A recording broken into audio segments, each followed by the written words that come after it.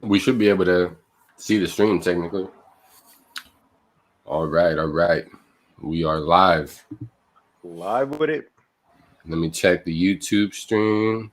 Oh, yes, sir. Yes, sir. We are live. I see that lit. That's Hell lit. yeah. We finally live Yeah. showing it. We've been pre-recording and shit, just getting this shit right. But we is live sports with the realist. What's good? Live, man. What's up, y'all? Sports with the realist, as Mon says. It's your boy Duke. Your boy Mon's on the other end. You know what I'm saying?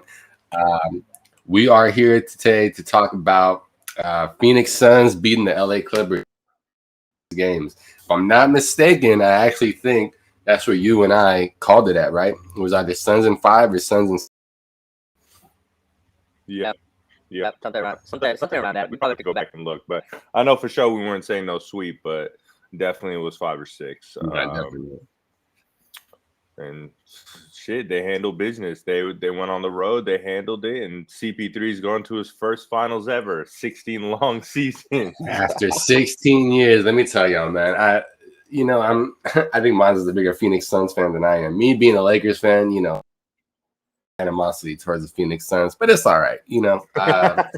I'm happy for this new Suns team, man. They got Devin Booker.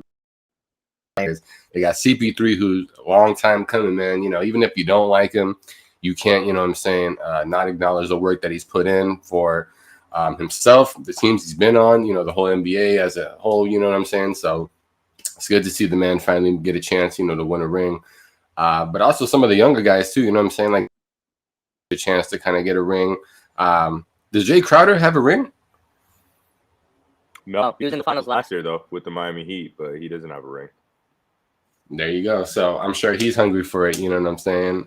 You got a lot of guys on that team. Happy from his situation in OKC, now being the head coach of the Phoenix Suns, leading them to the finals. Everyone last year, the last 2 years, let's keep it real. The Phoenix Suns were not the laughing stock of the NBA, but they were pretty low. You know what I'm saying, in the barrel. Like they just wasn't a good team. I'm not gonna lie. For a long time, right? Like since drafting Devin Booker, they have not a solid Booker. So like while that like there was narrative of like, oh, we know he can score, but like he can't win and all this type of shit. It's like, fam, did y'all see the type of players that he was asked to win with? Like, did y'all see? Yeah. Disgusting roster. Asked to win with in a league where the Warriors got KD and you got all these other teams, like you got the Rockets and James Harden, Chris Paul, and like all this type of shit. And it's like Devin Booker, like he was not surrounded by winning talent.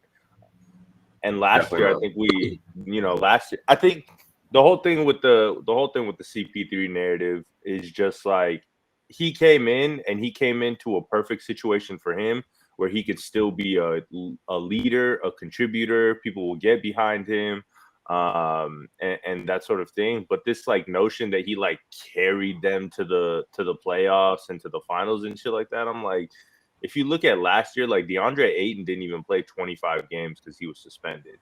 You know what I'm saying? Like that changes things. That. They went 8-0 in the bubble, just like building momentum. You feel me? So it's like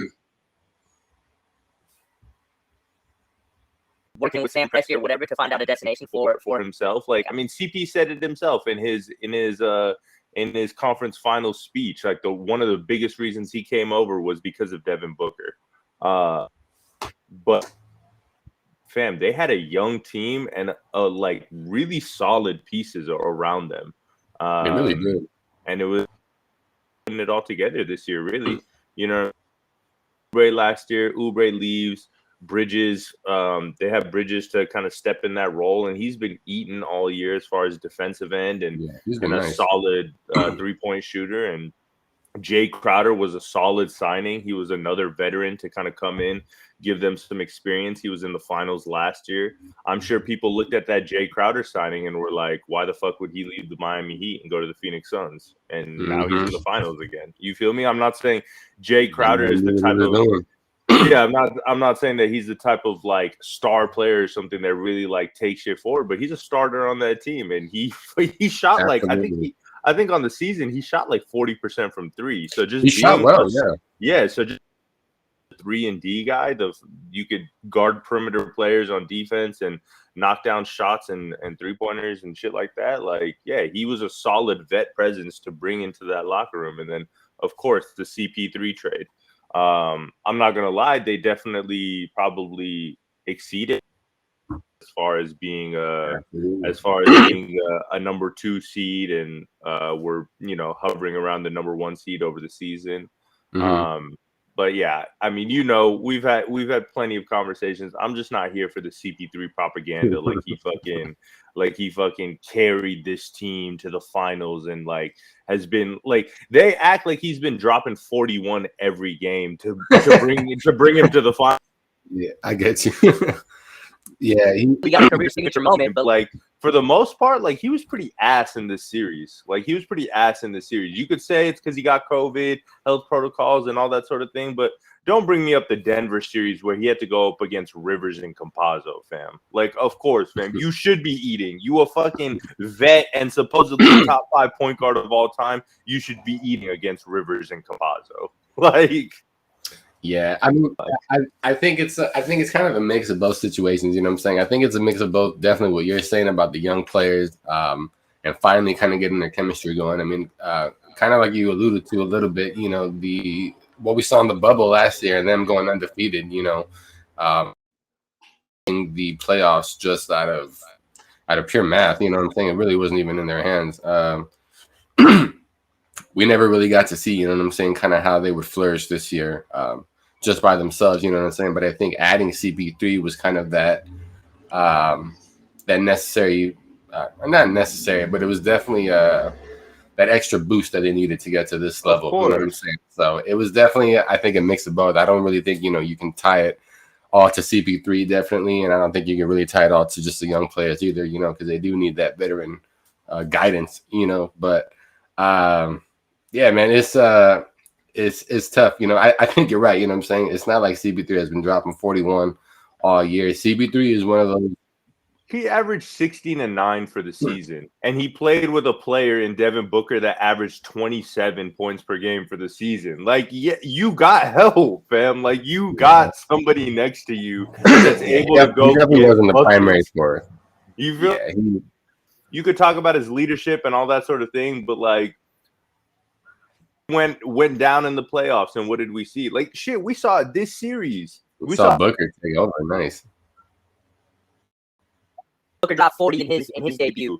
Campaign dropped 29 in the second game. Like, these young guys held it down for CP3. Like, they won 2 games without CP3 in this series. Like, they held it down for him to be able to even get to a point to drop 41 and take him to the finals. You feel me? Like, so I agree. Yeah. As far as the CP3 propaganda goes and all the media heads and hyping him up, like, he can deserve his flowers. He can deserve all this shit. 16 long seasons. He's a good point guard, all that type of shit.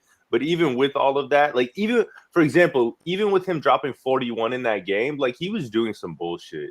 Like, all that flopping and like flailing and shit like that. Like, I was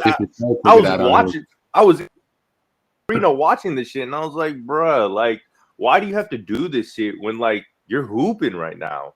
Like, you is legit hoop. Yeah. Getting to your spots, like, crossing dudes, hitting mid-range, and you still feel the need to, like, oh, I'm gonna run into this player and flop on the floor and try and get an offensive foul and all this bullshit. And it's like, bruh, CP, this is why some people really don't fuck with you. Like, I mean, Boogie said it. He's like, this is why nobody fucks with your weak ass. Yeah, Boogie said it. You feel me? It's like, it's shit like that. We've seen that so many times from CP3 in various playoffs. I remember in one game, I don't know if it was a playoff game or what. I remember he just like randomly was bringing up the ball and like ran into Anthony Davis's legs when he was still with New Orleans. And like ran into his knee, and Anthony Davis ended up like injuring his knee. And it was like, for what? You were literally bringing up the ball and you went to go like throw yourself into Anthony Davis to like try and get a foul. Like, it's shit like those little types of plays that are just like, fam, you're annoying as fuck. Yeah, I feel like you either love him or hate him. That's for sure. He's one of those players that if you got him on your team, you know what I'm saying, you're like, for sure, you know what he's going to bring to the table. You know how he's going to influence them. But if you're playing against them, it's like, God damn it, this annoying ass motherfucker. It's the same shit I feel like with Draymond. Draymond's that player that it's like, if he's on your team, you love having him because you know what he's going to bring. But if you're playing against him, it's like this annoying ass motherfucker. So I get it, man. I get it.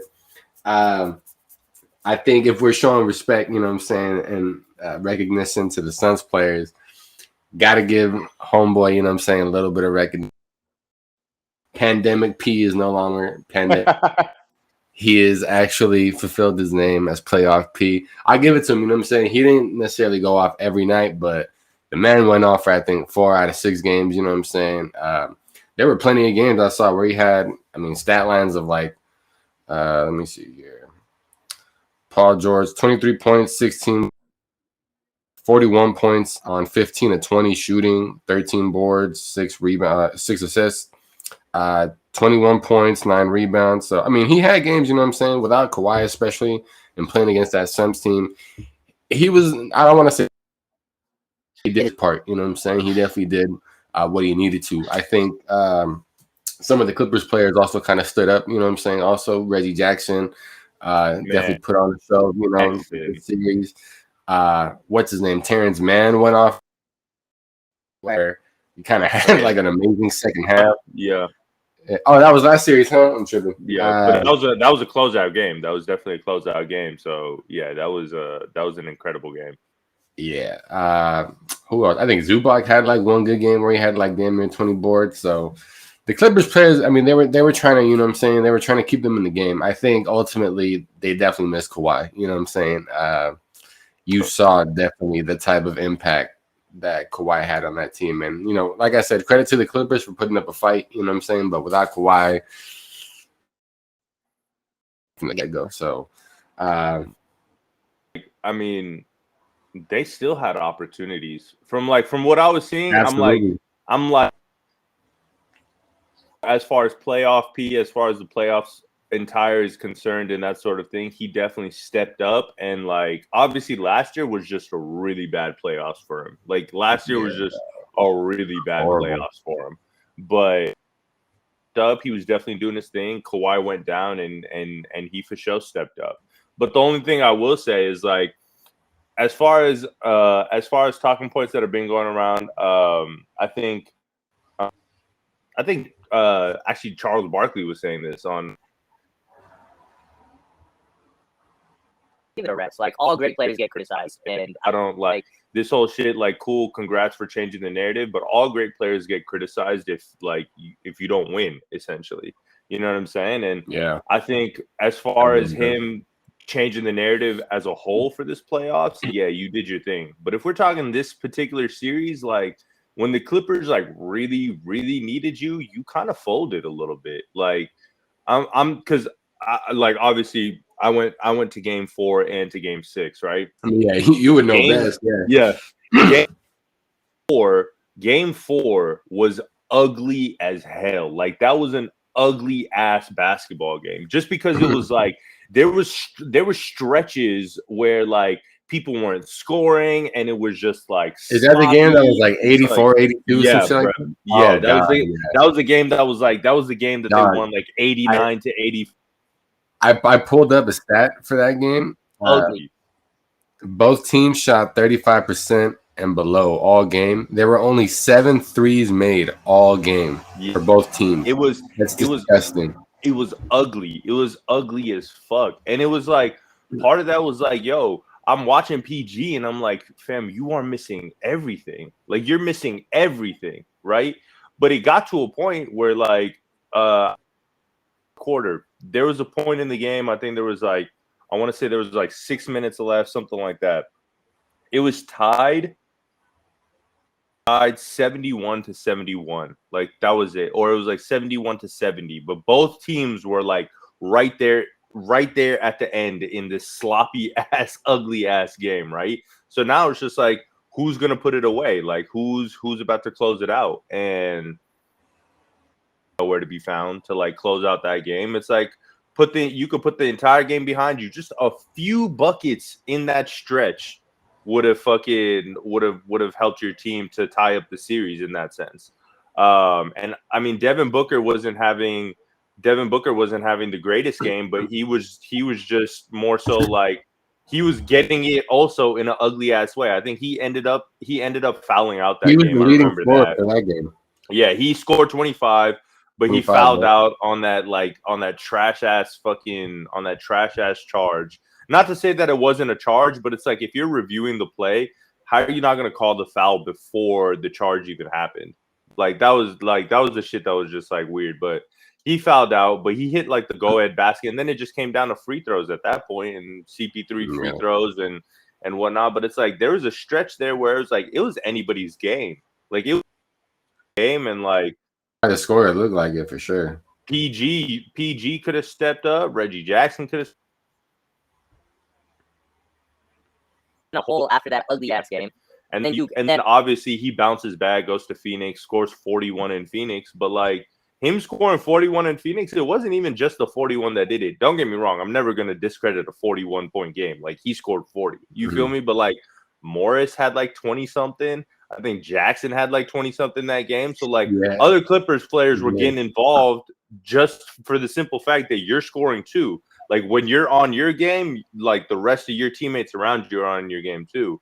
And then that game, same, like he was ass. Like Morris shot 6 of 15 game 6. Yeah, like Morris scored more. Fucking Reggie Jackson was trying to keep him in there. It's like if PG just had shown up 75% of what he did in game 5, like they probably could have contended more for that game. But one thing go ahead. No, go ahead. I was gonna say one thing about Game 6. Now that you're bringing up Game 6, Phoenix came out coming for their necks basically. If you look at their shooting percentage throughout the whole game, Phoenix shot 56.4%. Clippers shot 41. By threes, Phoenix shot 54 all game, and LA shot 30. You know what I'm saying? So, Phoenix was feeling that night. They were trying to, go home. They were trying to close that out. As soon as tip-off started and I was watching that shit, I was like, yeah, they're going for their necks. Like they was giving it to Ayton right away because like the criticism from the previous game was like, why didn't Ayton really have that good of a game in game 5 in Phoenix? And they just started feeding him right away. He started getting it going just as far as a couple like easy buckets. And then of course, like, I mean, Chris Paul got in his bag. Yeah, he did. Pointers, like he really like had a really good game. Only like, bro was hooping. No turnovers, like damn. Yeah, really hooping. But Book was doing his thing too. I think Book ended up like 20, 22. Jay Crowder was. He had kind of an off night, but he still had 22. The thing with Book is like he just had a couple like very hyped up moments. Like there was a couple dunks that he had that just like I seen that swing the momentum again. You feel me? And it's like, bro, shout out to him too. Fucking Patrick Beverly breaking his nose in the fucking second game. Like, hey, Master Booker, bro. Beverly is some shit, bro. One guy I want to give a shout out to. One dude that I think he definitely got a lot more recognition throughout this whole playoffs, but specifically in this series. DeAndre Ayton, dog. He's a monster. And he's going to be a force to be reckoned with, dog. Let me give you his numbers. Duo. His numbers damn near every game, you know what I'm saying? Like he has some combination of like 19 points, 22 boards, you know what I'm saying? Like 16 boards, like dude had the game winner in that one game. You know what I'm saying? Like that dude's a beast. Ain't no one fucking with him. Yo, and he's hella good. Was so sick. I was like shocked at that game winner. I was like, oh shit. You feel me? Like that shit. That game winner was insane. That game winner was wild as hell. That's only some shit that you like think about. Random because you brought it back to PG when thinking about that game winner because he missed them fucking free throws. He missed them free throws. What He missed happened? both free Oh throws. my god! Yeah, that game be turned into pandemic P again. Like, yo, dog. He did that same shit in game 4 too. It was 81 to 78, and he has two free throws. And I think he made one and he missed the second one. And it was like, bruh, you could have made this a 1-point game. Like, bruh, you was missing clutch free throws in 2 games out of this series. Like, yeah, you're gonna get criticism, dog. You could have averaged 26, whatever, but like, dog. But salute, Suns going to the fucking finals.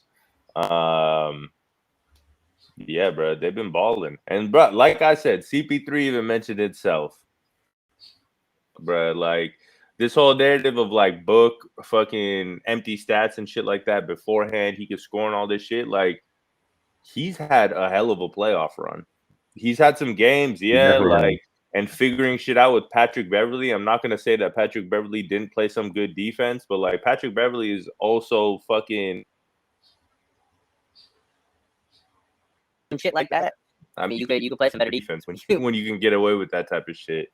You know, he was bringing some type of energy, but I don't know. I just don't really fuck with Patrick Beverley that much. Just as far as me neither.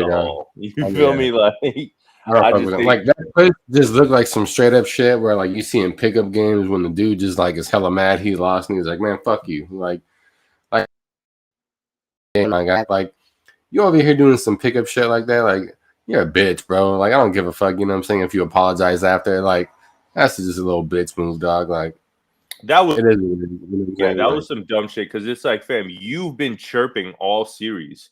You've been chirping all series. He's been making fun of Chris Paul doing his dances and all that shit. Like, come on, you've been talking to Chris Paul. You've been talking to Book. You broke Book's nose on some fucking. You weren't gonna, fam. You were not gonna steal that ball, and you went for a steal. Like just those annoying little ass defenders and shit like that. Yeah, bro. Them shit that they be annoying as hell. They be annoying as hell. Because it's like, yeah, you're playing defense and shit like that, and you're playing aggressive, but like shit of like borderline fouling, and you're going after plays that are like you shouldn't even be going after. Like, yeah, that, what are you doing? Like, yeah, I don't know. I feel like that play where he broke Book's nose, you just threw your body into him like you were about to get the steal. And like there was a really low chance of you getting that fucking steal. Like you weren't about to pick his pockets. Yeah, dog. I don't know. Something about Beverly, he's always been like that. Warriors series, you know what I'm saying? Like, so whatever, dog. Bro, I'm still laughing. That's how the Clippers get down. That's why no one fucks with him. I'm still laughing at him at the next 5 years. He was talking all that shit in that it was the season, it was the 2020 season, 2019-2020 season, that like opening night where the Clippers played the Warriors. He was like, y'all look different without KD, and like talking to the fans where y'all go. And he was opening night hype, talking about the next 5 years is yours. Where you been at, dog? Where you been at? Yeah, like what are you talking about? You know what I'm saying? Like, bro, you guys haven't even made it like past that fucking round. Like, and you guys want to talk about you guys got the next 5 years. You know what I'm saying? Like, bruh. Like they finally got to a Western Conference Finals, but finally, I don't know. And only because you know Lakers were kind of injured, but we don't got to talk about that. I mean, we could get series a little bit because I feel like it's definitely been a point of discussion. You know, I saw somebody post this graphic of like what CP3 going to the finals mean. He was like listing every single player that like missed time and was out and all this type of shit. I will give him the funny one that he posted was like Ben Simmons confidence out. So I'll give him that one. But as far as injuries go, like he don't even got to go through all those people in the East.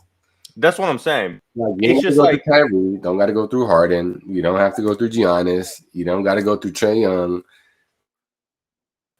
But I like even aside from that, I mean, I think just like point blank period for y'all that are listening, tuning in right now, there is no such thing as an asterisk NBA championship or an asterisk season. There's no such thing as a fake season. There's no such thing as any of that shit. Like, you go through what you go through. Like, I saw somebody post like, "Oh, NBA fans disagree on a lot of things, but I think one thing we can all agree on is the Clippers would have swept the Suns if they have Kawhi Leonard." And I'm like, swept? I don't know about swept. Would they won? Sure, but you could literally say that about every fucking series, like within, and you could say that about past playoffs as well. Like, oh, I like, as a Warriors fan, I could say that the Toronto finals. I could be like, oh, if KD didn't go down and Clay didn't tear his ACL, we would have won that championship. I think you guys would have too. You feel me? But it's like, what? Like, there's no point in the Toronto Raptors won that championship. They won it by playing who they played in what that was in front of them. Salute to them for winning an NBA championship. Like, they still had to take their own road to the NBA championship. That's why I'm just kind of like, this whole aspect of like asterisk seasons, and it started with that whole fucking. It started with bronze stands. It always, all these narrative shits always start with bronze stands. Like, I've never heard of an asterisk season until Braun lost to the Warriors that first year when he didn't have Kyrie and Love. Like, I'd never heard of a fucking like, oh, this is an asterisk season and championship. Like, stop. I started hearing a lot about asterisk after the Lakers won.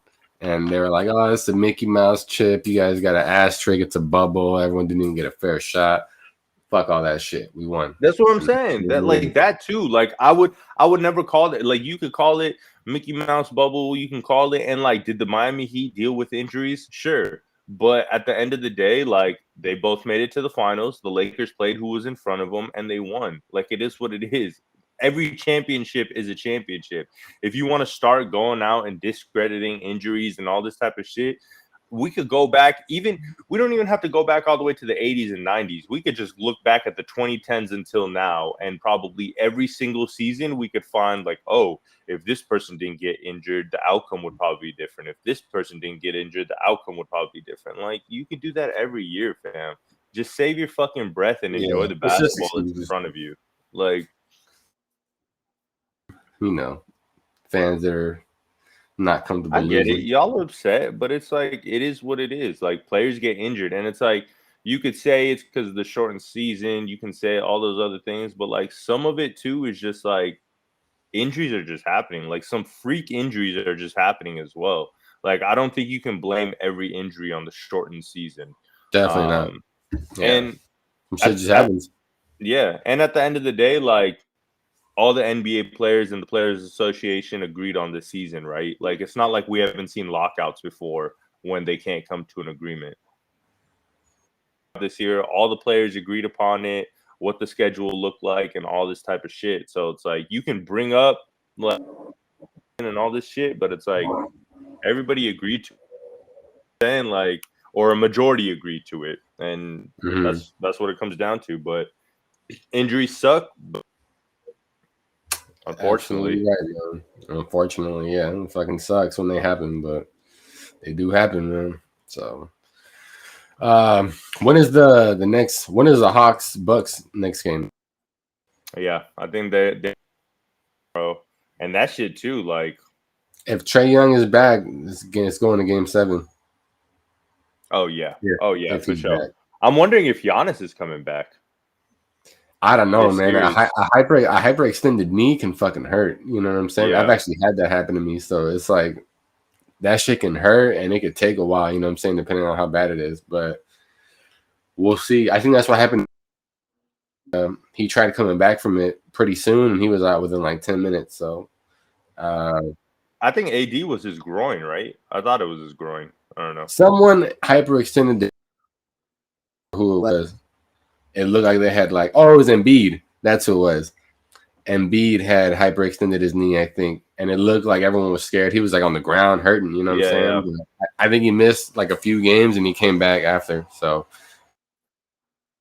he missed last game. I would think he misses Game 6. And if it does go to Game 7, I think he's going to try to push through it, you know what I'm saying? But that'll be up to the doctors to decide, I guess. I mean, I yeah, I think at that point you got to play him. You know what I'm saying? Because that's the furthest. I mean, you're trying to get to the finals. You know what I'm saying? Like you but got I to mean, play them. also technically, like team for holding it down. Like, I know you're not gonna want to hear this. I know you're not gonna want to hear this, but I'm gonna get my narrative off. Like, it seems like a lot of teams in these playoffs have been able to hold it down without their star, except for one. And you know which one. Hey, all I'm gonna say about that is from the get go, I think we've all known. You know what I'm saying? We've seen it all year that our team, who we have built around our stars, are not the guys that we want around them. You know what I'm saying? Part of it, you know, to do with it because they couldn't figure out how to get some of these other guys involved. You know, like Drummond and Harrell. We were just a fucking mess. You know what I'm saying? I think the Lakers. Bron is also just a chip, and we thought it was going to be easy for us. You know what I'm saying? And we didn't realize that with the Lakers winning the chip, and you know that chip out of all chips, you know every team was going to be gunning for us. You know, so I'm not surprised at all. You know, it just fucking sucks. I'm just kind of like this is not to fucking say he's not still a great player and all this type of shit, but Bron is just he's not that guy anymore. He's not that guy. He in the sense of like you had two really put the team on your back, go out, fucking put up 40 like CP just did. I don't fucking know. The like, last game without facing elimination, without AD, when AD and without, I think we were into the game, LeBron had less than 10 points going into halftime. You know what I'm saying? I was like, oh my God. Like, for whatever reason, the Lakers, when they go out bad, dog. You know what I'm saying? Like, it's habit and history, even back to like the Kobe days. You know what I'm saying? When we go out, when it is finally, you know, crumbles, you know what I'm saying? And then it's like we get into the off season, we fucking clean house, and we come back stronger than ever. You know what I'm saying? But it's just fucking sucks. It'll be interesting to see their off season though, and kind of see what I think LeBron definitely needs to start adapting to his role now. I think, and I'm not even saying, you know, there needs to be a role player or anything, you know, but I think he needs to accept that it's like, bro, you're not 2K99 LeBron anymore. You know what I'm saying? Like you're getting a little older. You know what I'm saying? Like age is starting to play a factor. Like you got to be a little bit more careful. That's also, I feel like, on the a little bit like, yo, y'all got to go get a player that. I mean, another star, there's no, to me, player on that team that can really go out and like create their own shot and like really start getting buckets. You know, fucking, you saw AD go down. Dennis Schroeder over here talking about I feel like I should get 120 million. Fam, you had 0 points that one game. You had, when it was time for you to step up and show everybody what you could do, you had 0, dog. You had 0. And Dennis Schroeder is just not. No, dog. Nah, he's just not like the guy. Like he's not a guy you think of when you think of like a fucking elite point guard. You know what I'm saying? Like Dennis Schroeder. Like no. Like he could play his role well, but definitely need another guy that can go out and get, you know, even just to be able to go out and get 15 to 20 like on a consistent basis would help so much for fucking Bron in this part of his career, coming back and all that type of shit. So, but shout out to everybody that's been able to hold it down with their stars out. The Hawks did it once with Trae Young out. Bucks just did it with Giannis out. Fucking Brooklyn, 33. 33. He had like 23 going into the half. I was like, yo, like this man is trying to get to Giannis. It's cool. This is the one time I'll step up. You know what I'm saying? I don't think he does it twice, but it's cool that he did it. You know what I'm saying? In that game, so. Him and what's his name, Bobby Portis or whatever his name is. Yep. And also, of course, Drew Holiday and Middleton did their thing. I'm not here for that. I'm not here for that narrative. Like Middleton is the Bucks' best. There's been some people saying that and all this type of shit. And like Steven Jackson, we hear you, and he's not. Yeah, bro. Like fam, just because he can fucking hit his jump shots better than Giannis can does not mean that he's their best player. because in that game, the Hawks won. He had 16 points, bro. He didn't even fucking. Yeah, bro. Giannis went down and he scored like 2 for the rest of the game, and they lost that game.